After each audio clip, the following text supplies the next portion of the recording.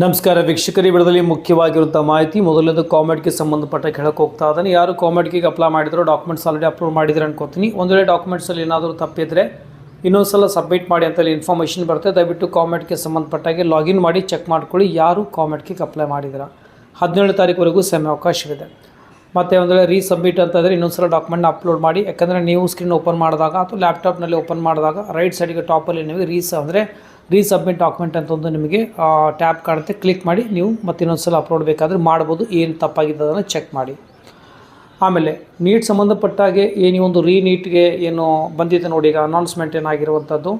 So ಅದ್ರ ಬಗ್ಗೆ ಹೇಳಬೇಕಂದ್ರೆ ಗ್ರೇಸ್ ಮಾರ್ಕ್ಸ್ ಅಂತಂದರೆ ಈ ಒಂದು ಕ್ವಶನಲ್ಲಿ ತಪ್ಪಾಗಿದ್ದು ಅದರಲ್ಲಿ ಗ್ರೇಸ್ ಮಾರ್ಕ್ಸ್ ಸಿಕ್ಕಂಥ ವಿದ್ಯಾರ್ಥಿಗಳಿಂದ ಪರೀಕ್ಷೆ ಬರೆಯೋ ಅವಶ್ಯಕತೆ ಇಲ್ಲ. ಆ್ಯಕ್ಚುಲಿ ಗ್ರೇಸ್ ಮಾರ್ಕ್ಸ್ ಅಂದರೆ ಯಾರಿಗೆ ಟೈಮ್ ಎಕ್ಸಾಮಲ್ಲಿ ಒಂದು ಸಮಯ ವೇಸ್ಟ್ ಆಗಿರೋ ಕಾರಣ, ಟೈಮ್ ವೇಸ್ಟ್ ಆಗಿರೋ ಕಾರಣದಿಂದಾಗಿ ಅವರಿಗೆ ಗ್ರೇಸ್ ಮಾರ್ಕ್ಸ್ ಕೊಟ್ಟಿದ್ದೇವೆ ಅಂತ ಏನು ಆ್ಯಕ್ಚುಲಿ ಕ್ಲಿಯರಿಟಿ ನೀಡಿತ್ತು. ಸೊ ಅದಕ್ಕೆ ಸಂಬಂಧಪಟ್ಟ ಸುಪ್ರೀಂ ಕೋರ್ಟ್ ಏನು ಹೇಳಿದೆ ಅಂದರೆ 1563 ವಿದ್ಯಾರ್ಥಿಗಳಿಗೆ ನೀವೇನು ಸಮಯ ಅದರಲ್ಲಿ ವೇಸ್ಟ್ ಆಗಿದೆ ಅಂದ್ಕೊಂಡು, ಟೈಮ್ ವೇಸ್ಟ್ ಆಗಿದೆ ಅಂದ್ಕೊಂಡು ನೀವೇನು ಗ್ರೇಸ್ ಮಾರ್ಕ್ಸ್ ಕೊಟ್ಟಿದ್ದಾರೋ ಅದೊಂದು ಅವೈಜ್ಞಾನಿಕವಾಗಿರುವಂಥದ್ದು ಅಂತ ಹೇಳಿ ಅದನ್ನು ರದ್ದು ಮಾಡಿ ಇನ್ನೊಂದು ಸಲ ಅವರಿಗೆ ಪರೀಕ್ಷೆ ನಡೆಸಲು ಸೂಚನೆ ನೀಡಿದೆ. ಮತ್ತು ಅವ್ರಿಗೆ ಆಪ್ಷನ್ ಇದೆ, ಅವರು ಎಕ್ಸಾಮ್ ಅಟೆಂಡ್ ಆಗ್ಬೋದು, ಆಗದೇ ಇರ್ಬೋದು. ಆಗದೇ ಇದ್ದರೆ ಅವರು ಈ ಒಂದು ಗ್ರೇಸ್ ಮಾರ್ಕ್ಸ್ ಮೈನಸ್ ಮಾಡಿ ಏನು ಅಂಕಗಳು ಬರ್ತವೆ ಅದರ ಆಧಾರದ ಮೇಲೆ ಅವರಿಗೆ ರ್ಯಾಂಕಿಂಗ್ ಯೂಸಲಿ ಕೊಡ್ತಾರೆ. ಅಟೆಂಡ್ ಆದರೆ ಅವ್ರು ಏನು ಪರ್ಫಾರ್ಮೆನ್ಸ್ ಇದೆ ಅದರ ಮೇಲೆ ಯೂಸಲಿ ರ್ಯಾಂಕಿಂಗ್ ಅವೈಲೇಬಲ್ ಆಗುತ್ತೆ. ಓಕೆ, ಕನ್ಫ್ಯೂಸ್ ಮಾಡ್ಕೊಳ್ಬೇಡಿ. ಯಾಕಂದರೆ ನೀವು ಭಾಳ ಜನ ಏನು ಅನ್ಕೋತಾ ಇದ್ದಾರೆ ಅಂದರೆ ಯಾರಿಗೆ ಗ್ರೇಸ್ ಮಾರ್ಕ್ಸ್ ಸಿಕ್ಕಿದೆ ಎಲ್ಲರೂ ಮತ್ತೊಂದು ಸಲ ಪರೀಕ್ಷೆ ಬರೀಬೇಕು, ಹಾಗೇನೇ ಇರೋದಿಲ್ಲ. ಆ ಒಂದು ಮೆನ್ಷನ್ ಮಾಡಿರುವಂಥ 1563 ವಿದ್ಯಾರ್ಥಿಗಳಿಗೆ ಮತ್ತು ಆಮೇಲೆ ಅವರಿಗೇನು ಸಮಯ ಒಂದು ವೇಸ್ಟ್ ಆಗಿರೋ ಕಾರಣದಿಂದಾಗಿ ಗ್ರೇಸ್ ಮಾರ್ಕ್ಸ್ ಏನು ಕೊಟ್ಟಿದ್ದಾರೆ ಅಂತ ಹೇಳಿದ್ರೆ ಅವ್ರು ಮಾತ್ರ ಪರೀಕ್ಷೆ ಬರೀಬೇಕು.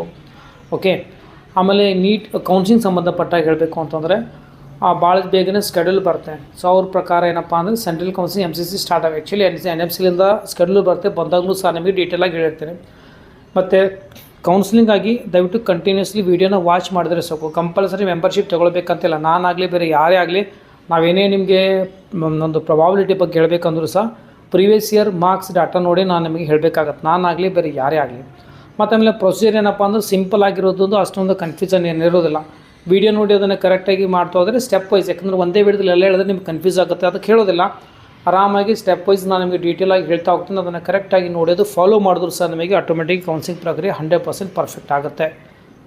ನೀವು ಯಾರೋ ಹತ್ರ ಮೆಂಬರ್ಶಿಪ್ ತೊಗೊಂಡಿದ್ರೆ ಅಂದರೆ 100% ಆಗುತ್ತೆ, ಕಡಿಮೆ ಹಾಕ್ಸಿದ್ರು ಅದೆಲ್ಲ ತಪ್ಪು ಭಾವನೆ ಬೇಡ.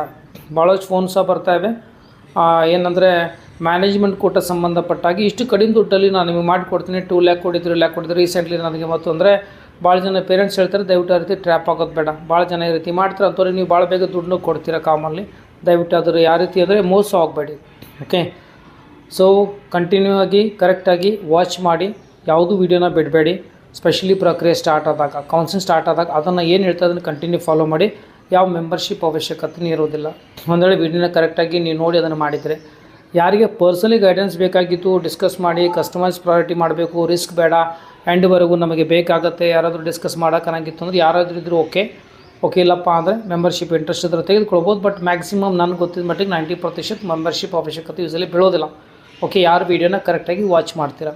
ಮತ್ತು ಯಾರಾದರೂ ನೀವು ನಮ್ಮ ಹತ್ರ ಮೆಂಬರ್ಶಿಪ್ ತೋರಿ 100% ನಿಮಗೆ ಮಾಡಿಕೊಡ್ತೇವೆ, ಆಗದೇ ಇರೋಂಥ ಮಾರ್ಕ್ಸ್ ಕೊಡ್ತಾರೆ ಅಂದರೆ ದಯವಿಟ್ಟು ನಂಬೇಡಿ. ಯಾಕಂದರೆ ಇವನ್ ನೀವು ಪ್ರೀವಿಯಸ್ ಡಾಟಾ ನೋಡಿದಾಗೂ ಸಹ ಅಲ್ಲಿ ಆಗೋ ಪಾಸಿಬಿಲಿಟಿ ಇತ್ತಂದರೆ ಆಗುತ್ತಿಲ್ಲ ಅಂದರೆ ಆಗೋದಿಲ್ಲ. ಓಕೆ, ಆಗದೇ ಇರೋ ಕೆಲಸ ಮಾಡೋಕ್ಕಾಗಲ್ಲ.